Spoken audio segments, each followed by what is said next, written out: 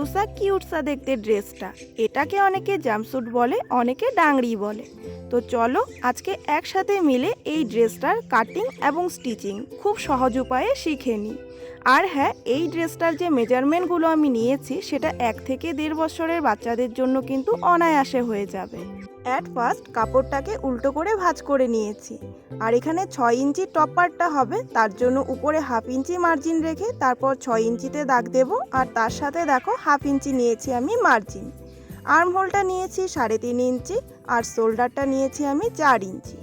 বডিটা হচ্ছে 7 ইঞ্চি আর তার সাথে 1.5 ইঞ্চি হবে মার্জিন। বডির মাপটা আর কোমরের মাপটা কিন্তু একই হবে, যেহেতু একদম ছোট বাচ্চা, তো এই ক্ষেত্রেও দেখো 7 ইঞ্চি নিয়েছি, সাথে 1.5 ইঞ্চি নিয়েছি মার্জিন। তোমরা এই জায়গাটায় স্কেল দিয়েও দাগ দিতে পারো, আমার কাছে স্কেল না থাকায় আমি ফিতেটা দিয়েই দাগ দিয়ে দিচ্ছিলাম। তো আর্মহোলের এইখানেও দেখো সমান করে দাগটা দিয়ে তারপরে এখানে যে শেপটা দেবো আর্মহোলের, তো গোল করে এখানে শেপটা দিয়ে দিলাম। আর গলার এখানে আমি 1.5 ইঞ্চিতে দাগ দিচ্ছি। এই যে সমান করে দাগ দিয়ে নেব, এতটুকু আমি কিন্তু কেটে ফেলে দেব, কারণ এই জায়গাটায় আমি ফিতে বাঁধার সিস্টেমটা করব। তো সেটা পরবর্তীতে তোমরা ভিডিওতে দেখতে পারবে, তার জন্য কিন্তু ভিডিওটা শেষ অবধি তোমাদের দেখতে হবে। তো চলো এখন কাপড়টা কেটে নেওয়া যাক। আর ওই যে বললাম ফিতে লাগাবো, সে কারণে কিন্তু এই সাইডের থেকে 1/2 ইঞ্চি আমাদের আরেকটু কেটে বাদ দিতে হবে, তাহলে কিন্তু ফিতেটা বসানোর সময় গলাটা সুন্দর করে বসবে।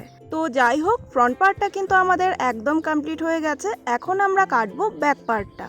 তো ব্যাক পার্টটা কাটার জন্য কাপড়টাকে উল্টে ভাঁজ করে রাখতে হবে। আর এখানে দেখো সামনের যে পার্টটা কেটে রেখেছিলাম সেটা এইভাবে বসাতে হবে। আর এই জায়গায় একটা জিনিস আমাদের লক্ষ্য রাখতে হবে, যেদিকে বন্ধ সাইডটা আছে সেদিকে আমি 1 ইঞ্চি বেশি রাখবো।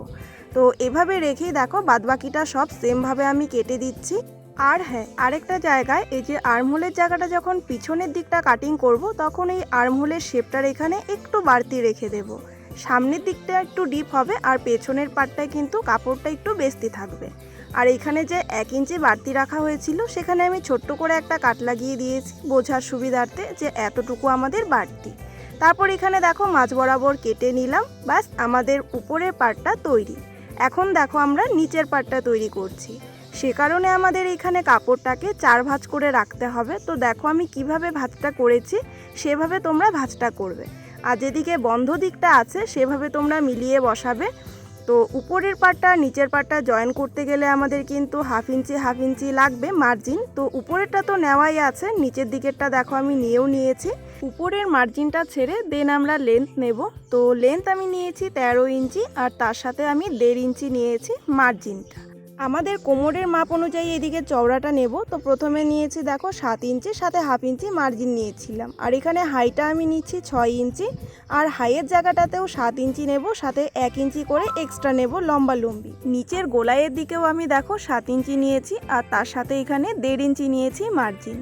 তারপর মার্জিনগুলোর সাথে মার্জিন এভাবে যোগ করে দেব। তোমরা এটা স্কেলের সাহায্যেও করতে পারো, আমি আগেই তোমাদেরকে বলেছি। লাইনগুলো সোজা করে ড্র করার পর এই হাইয়ের জায়গাটায় একটু গোল করে শেপ করে দেব, ব্যাস এতটুকুই। তারপর আর কি কাঁচির সাহায্যে দেখো বাদবাকি কাপড়টা কেটে নিচ্ছি। মানে মাপ অনুযায়ী এখানে তোমরা আউটার লাইন যেখানে করা আছে সেই অনুযায়ী তোমরা এভাবে কেটে নেবে। ব্যাস আমাদের কাটিং কিন্তু কমপ্লিট হয়ে গেছে। বটম পার্টটাও দেখতে পাচ্ছ তোমাদের সামনেই রয়েছে, এটাও কাটা কমপ্লিট। আর উপরের পার্টটা তো অলরেডি আগে কাটা হয়ে গেছে। আমি কিন্তু একদম সহজভাবে তোমাদের পুরো ব্যাপারটা দেখানোর চেষ্টা করেছি, আশা করি তোমরা খুব ভালোভাবে বুঝতে পেরেছো।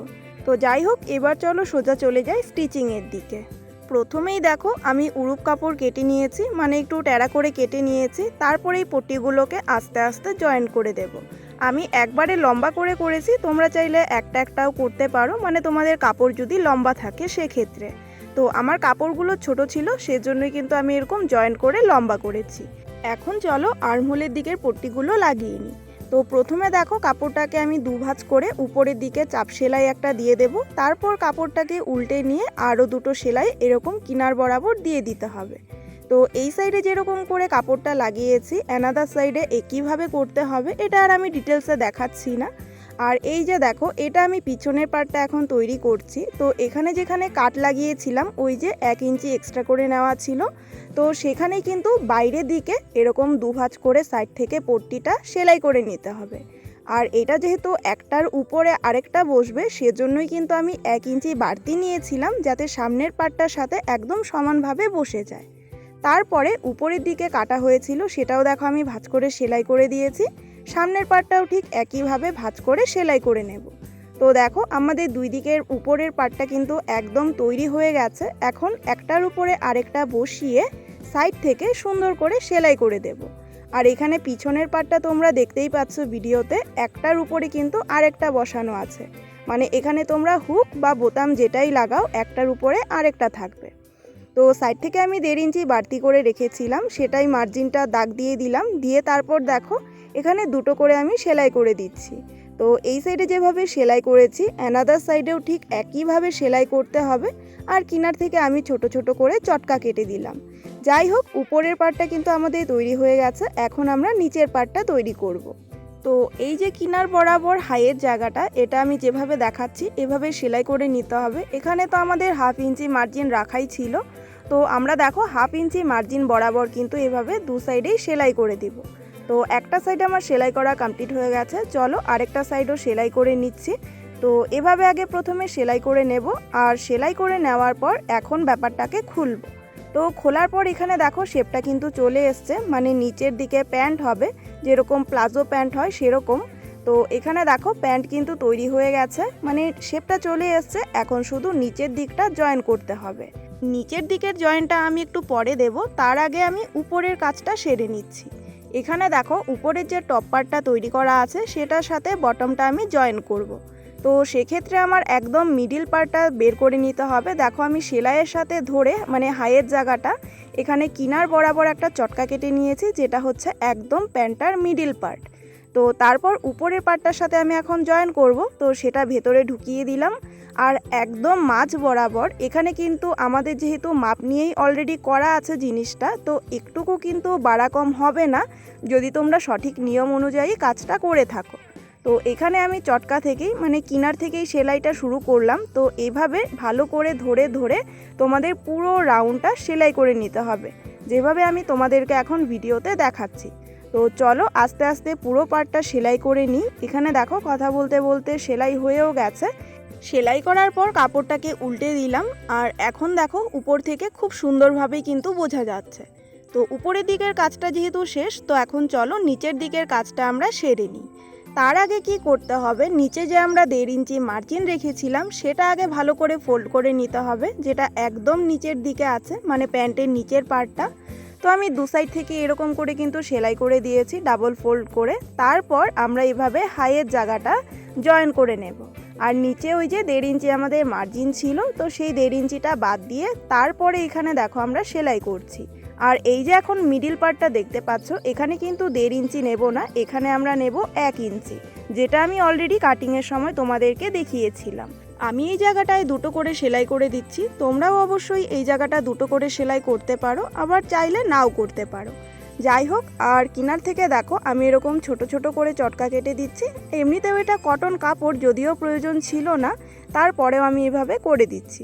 যাই হোক, এখানে পিছনের দিকের পার্টটাও কিন্তু একদম তৈরি হয়ে গেছে আমাদের, দেখতেই পাচ্ছ সুন্দরভাবে কিন্তু তৈরি হয়েছে। আর এটাকে এখন আমরা কাপড়টাকে উল্টে নেব। উল্টে নেওয়ার পর এখন কাজ হচ্ছে উপরের দিকের ফিতাগুলা বানানো। ফিতে বানানোর জন্য আমরা একটা টুকরো কাপড় নেব, যেটা চওড়া থাকবে 1.5 ইঞ্চি, আর লম্বাটা তোমরা তোমাদের ইচ্ছে মতো দিতে পারো। দেন দুই সাইড থেকে ভাঁজ করে নিয়ে লম্বা করে একটা সেলাই করে দেব। আর এটার মাথায় আমি এখন লটকান লাগাবো, যেটার মাপটা হচ্ছে 4 ইঞ্চি বাই 4 ইঞ্চি। এই লটকানের ডিজাইনটা কিন্তু খুবই সহজ, কমন একটা ডিজাইন, অনেকেই এটা করতে পারো।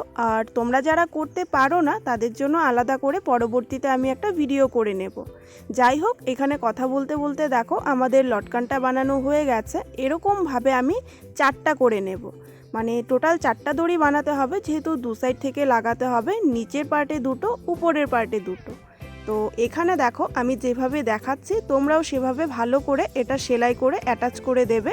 আমি তো দুটো দুটো করে সেলাই করেছি, ডাবল সেলাই করে দিয়েছি যাতে ভালো করে সিকিউর হয়ে থাকে। এখানে দেখো একদম কর্নারের দিকে কিন্তু দড়িগুলো লাগাতে হবে। ব্যাস, হাতার দিকের দড়িগুলো লাগানো হয়ে গেছে। এখন আমরা লাগাবো কোমরের পট্টিটা। তো কোমরের পট্টিটা আমি নিয়েছি লম্বাতে 30 ইঞ্চি আর চওড়া নিয়েছি 2.5 ইঞ্চি। আমাদের কোমর যেহেতু 28 ইঞ্চি আছে, সেক্ষেত্রে আমি 2 ইঞ্চি এক্সট্রা করে নিয়েছি, যেহেতু কিনার দিক থেকে ফোল্ড করে নিতে হবে। তো আমি দেখো পাশ থেকেও ফোল্ড করে নিয়েছি আর সামনে থেকেও ফোল্ড করে নিয়েছি। দেন এরকম ঘুরিয়ে ঘুরিয়ে পুরো রাউন্ডটাকে কিন্তু সেলাই করে দিতে হবে। এখানে একটা জিনিস লক্ষ্য রাখতে হবে, সামনের পাটটা আর পিছনের পাটটা একবারে যাতে সেলাই বসে না যায়, মানে হাতটা ভিতরের দিকে রাখতে হবে আর একটা একটা করে মানে উপরের পার্ট নিচের পার্ট আলাদা আলাদা করে কিন্তু সেলাইটা করতে হবে। দেখো এখানে আমার সেলাই হয়ে গেছে, এটা পেছনের দিকটা, আর এই যে এটা হচ্ছে সামনের দিকটা। যেমনটা তোমরা এখন ভিডিওতে দেখতে পাচ্ছ, সামনের দিকে কিন্তু আমি 1/2 ইঞ্চির মতো ফাঁকা রেখেছি, যেদিক থেকে আমি দড়িটা অ্যাটাচ করব। এই জায়গাটায় তোমরা চাইলে কিন্তু ইলাস্টিকও লাগাতে পারো, সেটা একদমই তোমাদের পার্সোনাল চয়েস হবে। তো এখানে আমি ইলাস্টিকের বদলে দড়ি লাগিয়েছি। তো এখানে আমি একটা লম্বা করে দড়ি আগেই তৈরি করে নিয়েছি, যেটার এক সাইডে আমি লটকানটা লাগিয়ে দিয়েছি, আরেক সাইডটা ফাঁকা রেখেছি। তারপর সেফটি পিনের সাহায্যে এখানে দেখো পুরো রাউন্ডটাকে ঘুরিয়ে এনে সামনের দিকে দুটো ফিতে বের করে দিয়েছি। তো যেমনটা তোমাদেরকে বললাম, একটা সাইড তো আমি আগেই লটকানটা লাগিয়ে দিয়েছি, আর অ্যানাদার সাইডে চলো এখন লটকানটা বানিয়ে নিই। এই জায়গাটায় মানে কোমরের এই জায়গাটার লটকানের ডিজাইনটা তোমরা কিন্তু চাইলে ডিফারেন্ট রাখতেই পারো। আমি হাতাতে আর কোমরে একই ডিজাইন করেছি। যাই হোক, কথা বলতে বলতে এদিকে দেখো আমাদের ড্রেস কিন্তু অলমোস্ট রেডি হয়ে গেছে। আর এই যে কোমরের জায়গাতে যে দড়িটা লাগিয়েছি, সেটা দেখো টান দিলে কি সুন্দর জায়গাটা কুচকে কুচকে ছোট হয়ে যাচ্ছে। এই দড়িটা এখানে লাগানোর একটাই কারণ, যে বেবি যেরকম হেলদি থাকবে সেই অনুযায়ী কিন্তু তোমরা কোমরটাকে ছোট বড় করে নিতে পারবে। জাম্পস্যুটের কিন্তু যে কোনো একটা সাইড ওপেন থাকে, হয় সামনের দিকে নয় পেছনের দিকে। আমি পেছনের দিকেই ওপেন রেখেছি, আর সেই জায়গাটায় দেখো একটা ছোট্ট হুক লাগিয়ে দিয়েছি। তোমরা এখানে হুকের জায়গায় কিন্তু বোতামও লাগাতে পারো। যাই হোক, হুক লাগানোর সাথে সাথে আমাদের ড্রেস কিন্তু একদম তৈরি হয়ে গেছে। আমি কিন্তু পুরো কাটিং থেকে স্টিচিং খুব সহজ পদ্ধতিতে পুরো জিনিসটা তোমাদের সাথে ভালো করে শেয়ার করেছি। আশা রাখছি তোমরা এই জিনিসটা খুব ভালো করে বুঝে নিয়েছো। এনিওয়ে, আমার এই ছোট্ট সিম্পল কাজটা তোমাদের কেমন লেগেছে অবশ্যই কিন্তু কমেন্টে জানিও। আর আমার কাজগুলো যদি তোমাদের ভালো লেগে থাকে তো চ্যানেলটাকে সাবস্ক্রাইব করে পাশে থেকো। তো চলো টাটা, দেখা হচ্ছে তোমাদের সাথে নতুন কোনো ভিডিওতে নতুন কোনো কাজ নিয়ে।